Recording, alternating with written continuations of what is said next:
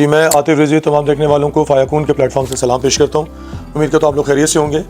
आज हम जिस कंट्री के बारे में बात करने जा रहे हैं उसका नाम है मोरक्को। अब मोरक्को के बारे में अक्सर लोगों को अंदाज़ा ही नहीं कि वो कितनी फास्ट, कितनी क्विकली, कितनी रैपिडली ग्रो कर रहा है। इस वक्त बहुत तेज़ी से तरक्की कर रहा है। और एक जो रीज़न मोरक्को में जाने का, one of the common reason, वो ऑफ कोर्स डंकी है, क्योंकि मोरक्को जो है वो it's very close to Spain. और हत्ता कि फेरीज चलती हैं, फेरीज मतलब छोटे शिप्स कह लें उसको, वो चलते हैं जो कि उनका शहर है तंजीर, वहाँ से वो चलते हैं। तंजीर स्पेन से सबसे करीब तरीन शहर है इनका। और एक और इसमें एक तो पहली बात ये कि अगर आप वहाँ पे बिज़नेस करना चाह रहे हैं, मैं जो वीडियोस बना रहा हूँ इन वीडियोस में मैं ये सबको ये बताना चाह रहा हूँ कि ये ज़रूरी नहीं कि आप बहुत बड़ी बड़ी कंट्रीज़ में जाएँ। एवरेज या नॉर्मल कंट्रीज़ में जाके देखिए, आप पाकिस्तान में भी कुछ करना चाहते हैं ना, बिज़नेस करना चाहते हैं लोग, बहुत सारे बिजनेसेस ट्राई कर रहे हैं यहाँ पे। कोई फर्नीचर का, कोई गाड़ियों का, कोई प्लास्टिक की मोल्डिंग मशीन लगा रहे हैं, कुछ भी कर रहे हैं। तो वाई नॉट डिफरेंट इकोनॉमीज़ को ट्राई किया जाए, डिफरेंट होराइजन्स को ट्राई किया जाए, जहाँ पे जाके आप प्रॉबेबली कहते हैं किसी जगह का पानी रास आ गया, ये एक मिसाल मुहावरा है। तो वाकई ये इट्स अ फैक्ट कि समटाइम्स आपको जहाँ पे आप पैदा हुए वो ज़मीन आपको सपोर्ट नहीं कर रही होती। एक नई जगह जो सी है, एक नया खत्ता आपको वो ज़्यादा सपोर्ट करता है। और बड़े कामयाब हो जाते हैं बहुत लोग जो कि अपने मुल्क में फ्लॉप हो रहे होते हैं, बार बार मुख्तलिफ चीज़ें करके भी, ट्राई करके भी फ्लॉप हो रहे होते हैं। इसलिए मैं ऐसी कंट्रीज़ लेकर आता हूँ जिनमें आप कम पैसों के साथ एक तो आपको वीज़ा मिल सके, जिसमें आपको करोड़ों की बैंक स्टेटमेंट नहीं, 10, 15, 20 लाख की बैंक स्टेटमेंट से भी आपको वीज़ा मिल जाता है। या कुछ एजेंट्स से उनसे इस पर काम करें, उनके जरिए भी वीज़ा मिल जाता है, वो चार्ज करते हैं, आपको वीज़ा वगैरह दिलवा देते हैं। बट एनीवेज, आज जिस कंट्री को हम डिस्कस कर रहे हैं, मोरक्को, ये बहुत तेज़ी से तरक्की कर रहा है। और एक चीज़ इसमें अच्छी बात यह है कि इसमें बहुत सारे कंट्रीज़ की तरह there is no finance limit, यानी कि कोई फिक्स इन्वेस्टमेंट की ज़रूरत नहीं है अगेंस्ट द रेजिडेंसी। यानी रेजिडेंस वीज़ा ऑब्टेन करने के लिए आपको एक पर्टिकुलर जो फिक्स इन्वेस्टमेंट है या फाइनेंस लिमिट वो नहीं है, या फिक्स इन्वेस्टमेंट वो नहीं है। ऑल्दो कि बहुत सारे देयर आर वेरियस वेज जिसके ज़रिए जिनसे आप वीज़ा ऑब्टेन कर सकते हैं। फॉर एग्ज़ाम्पल, सबसे कॉमन वीज़ा होता है स्टूडेंट वीज़ा, उसके बाद कंपनी आप रजिस्टर कराते हैं वो, या रियल इस्टेट, ठीक है, ये चीज़ है। और ये सबसे पहले तो एक बात बताऊँ कि ये सारी चीज़ें, इनके जो मेन 3 शहर हैं, 3-4 शहर आपको बताया तो Tanzeer, Casablanca, Rabat and मराकश। Urdu में मोरक्को को मराकश भी कहते हैं, लेकिन मोरक्को कंट्री का नाम है और मोरक्को में एक शहर है, उसका नाम है मराकश, जहाँ पे आपको बहुत सारे टूरिस्ट मिलते हैं। और रबात कैपिटल है। सारे का सारा जो आपका काम होना है रेजिडेंस से रिलेटेड, कंपनी रजिस्ट्रेशन से लेकर सारी चीज़ें जो सी हैं वो इसमें होनी है रबात में, जो कि उनका कैपिटल है। और जो कासाब्लांका है वो बिगेस्ट सिटी है और इकोनॉमिकल कैपिटल भी है।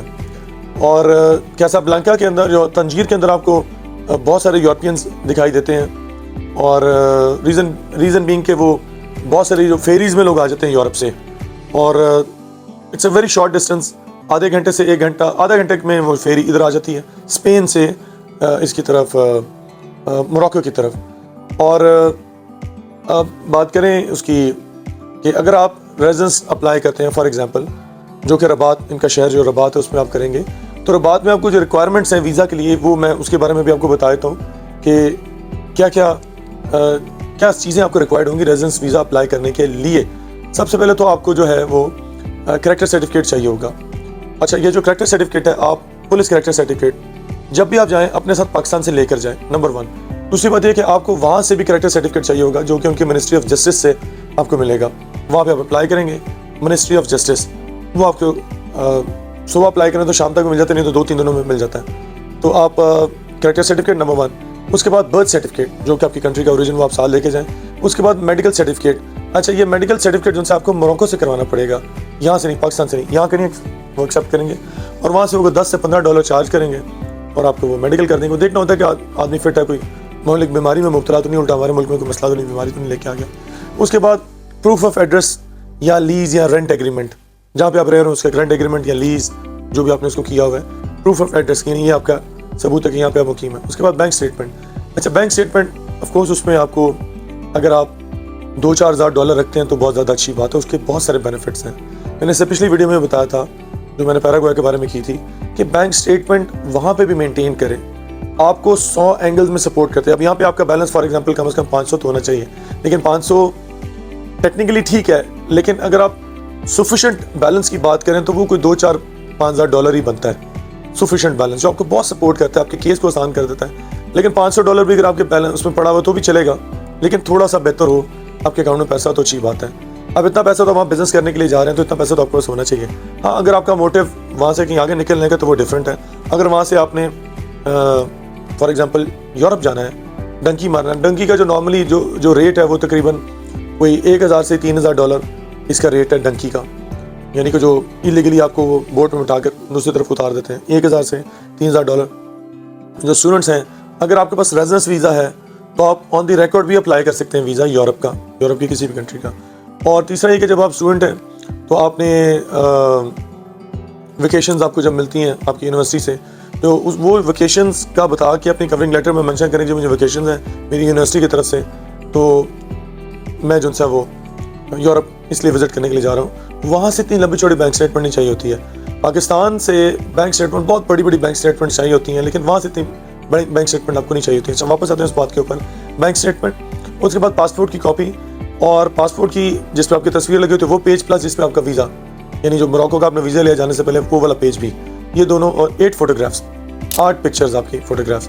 उसके बाद ये सारे जो डॉक्यूमेंट्स हैं आप इनको लीगलाइज करवाएंगे, ठीक है। ये अप्लाई करने से पहले आप इनको लीगलाइज करवाएंगे। तमाम डॉक्यूमेंट्स को जब आपने लीगलाइज करवा लिया, केस को सबमिट करने से पहले आप लीगलाइज करवाएंगे, जो लोकल अटॉर्नी होते हैं उनसे अप्लाई करेंगे। ये जो आप चीज़ अप्लाई कर रहे हो रेजिडेंसी, इसको कहते हैं कट दे सेजोर, कट दे सेजोर। अच्छा, कॉस्ट ऑफ लिविंग जो मैं आपको थोड़ा सा आइडिया दे देता हूँ कि जो कॉस्ट ऑफ लिविंग है वहाँ पे, एक एवरेज लिविंग जो सी है, बहुत हाई क्लास नहीं, एवरेज लिविंग जो है उसकी कॉस्ट है वो तकरीबन $40 आपका बिजली का बिल आ जाएगा, ऑलमोस्ट $20 है आपका पानी का बिल आ जाएगा, जो महीने की आपकी ग्रॉसरी है वो तकरीबन $100 की आ जाएगी, और जो इंटरनेट है वो तकरीबन $20 के करीब इंटरनेट है महीने का, और जो है जो नॉर्मल साइज़ अकोमोडेशन, बहुत बड़ी अकोमोडेशन नहीं, नॉर्मल साइज़ अकोमोडेशन वो तकरीबन $100 पर मंथ जो सा वो आपको कॉस्ट करेगी। एक मैंने एवरेज आपको दे दी है, और आप ये टोटल बन गया तकरीबन $280 से $90 के करीब। तो आप ये अंदाज़ा करें कि इतने पैसे में आप पाकिस्तान में नहीं रह सकते। यानी आप अंदाज़ा करें कि पाकिस्तान कितना महंगा है, कि पाकिस्तान में आप 1 लाख रुपए में आपकी ज़िंदगी अच्छी नहीं गुजर सकती। पाकिस्तान में आपको बहुत ज़्यादा पैसे चाहिए, बिल्स बहुत ज़्यादा आते हैं, और मतलब एक लंबी लिस्ट है अखराजात की।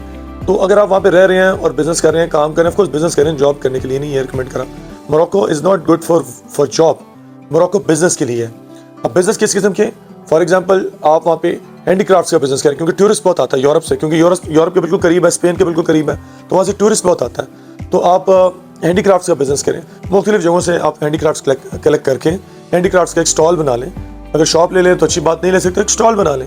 और ज़रूरी नहीं कि उसमें आप कोई 10 लाख की आइटम, 50,000 की चीज़ें भी, अगर आप फॉर एग्जांपल 20-30-40 हज़ार रुपये की चीज़ें भी, अगर मुख्तलिफ लकड़ी की चीज़ें, स्कल्पचर्स हैं, मास्क हैं, बहुत सारी छोटी छोटी चीज़ें, हट्स बने हुए हैं, हैंडीक्राफ्ट मुख्तलिफ जगहों के, पाकिस्तान से बहुत हैंडीक्राफ्ट मंगाए जा सकते हैं, नेपाल से मंगवाया जा सकता है, मुख्तलिफ जगहों से आप हैंडीक्राफ्ट की चीज़ें लेके जाते हैं। जब टूरिस्ट किसी जगह पर जाता है तो वो शॉपिंग करना पसंद करता है, खासतौर पर घरों की आराइश के लिए चीज़ें जिनसे बहुत पसंद करते हैं। हम भी जब कहीं सैर के लिए जाते हैं तो कुछ ना कुछ खरीदते हैं जहाँ पे गए होते हैं। तो जब यूरोपियंस आते हैं बहुत ज़्यादा, तो वो उनके पास पैसे तो होते हैं, तो उसमें आपको अच्छा मुनाफा मिल जाता है। और ये एक ईजी बिजनेस है, स्मॉल इन्वेस्टमेंट है, एक छोटा सा स्टॉल बना लें, लगा लें, रोड साइड पे एक स्टॉल लगा लें, ज़रूरी नहीं कि शॉप लें। मोरक्को में ऐसी जगह भी हैं जहाँ पे सड़कों पे स्टॉल लगे हुए हैं, आप रोड पे स्टॉल लगा लें, छोटी छोटी हैंडीक्राफ्ट्स की चीज़ें ले लें।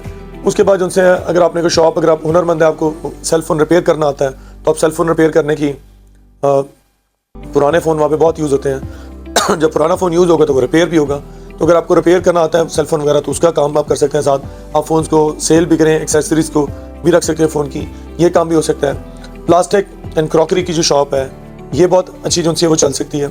उसके बाद ये है कि कॉपी वॉचेस, जैसे ये रियल वॉच है फॉर एग्जांपल, ये डीजल की रियल वॉच है, ये बहुत एक्सपेंसिव है।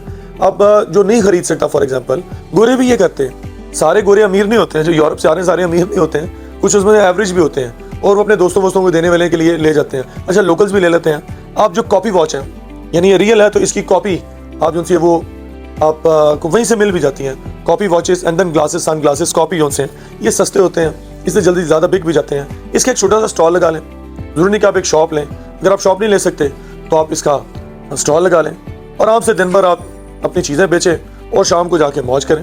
अब बात करें कैसाब्लांका, जिसको उनका इकोनॉमिकल कैपिटल कहा जा सकता है। अच्छा, अक्सर ऐसा होता है कि जैसे फॉर एग्जांपल कनाडा का जो कैपिटल है वो ऑटवा है, लेकिन जो इकोनॉमिकल कैपिटल है वो है टोरंटो। सब उस टोरंटो को कैपिटल समझते हैं, जो कि टोरंटो कैपिटल नहीं है, ऑटवा कैपिटल है कनाडा का। इसी तरह इसका कैसाब्लांका है। और आपको यू सी ट्राम्स होते हैं, जैसे ट्रेन नहीं होती है, जैसे आप यूरोप में जाते हैं, स्पेन में, इटली में, फ्रांस में, जर्मनी में, तो आपको रोड्स पे ट्राम चलती नजर आती हैं ट्रेन की तरह। तो यहाँ पे आपको कैसाब्लांका में ऐसे ट्राम्स नजर आती हैं चलते हुए, जैसे आप यूरोप में एक लम्हे के लिए आपको ऐसा लगता है आप यूरोप में आए हुए हैं। तो कैसाब्लांका इतना डेवलप्ड है। अच्छा, एक बात आप सुन के बड़े हैरान होंगे कि जो one of the biggest automobile manufacturing है वो मोरक्को में हो रही है। ऑटोमोबाइल कहते हैं गाड़ियाँ वगैरह जिनसी हैं, ये मोरक्को में मैन्युफैक्चरिंग हो रही है। और लॉट्स ऑफ यूरोपियन ब्रांड्स जिनसे हैं वो मोरक्को में मैन्युफैक्चरिंग करें, गाड़ियाँ बना रहे हैं, मतलब उसके प्लांट्स वहाँ पे लगे हैं। और अभी इन्होंने फास्टेस्ट ट्रेन वहाँ पे बनाई है, one of the fast speed train बनाई है, जो कि आपको तंजीर से कैसाब्लांका तक सिर्फ 2 घंटे में पहुँचाती है।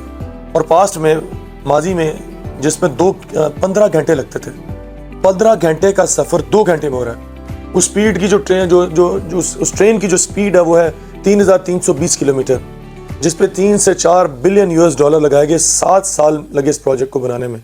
अब इमेजिन करें किस हद तक वहाँ पे ग्रोथ हो रही है।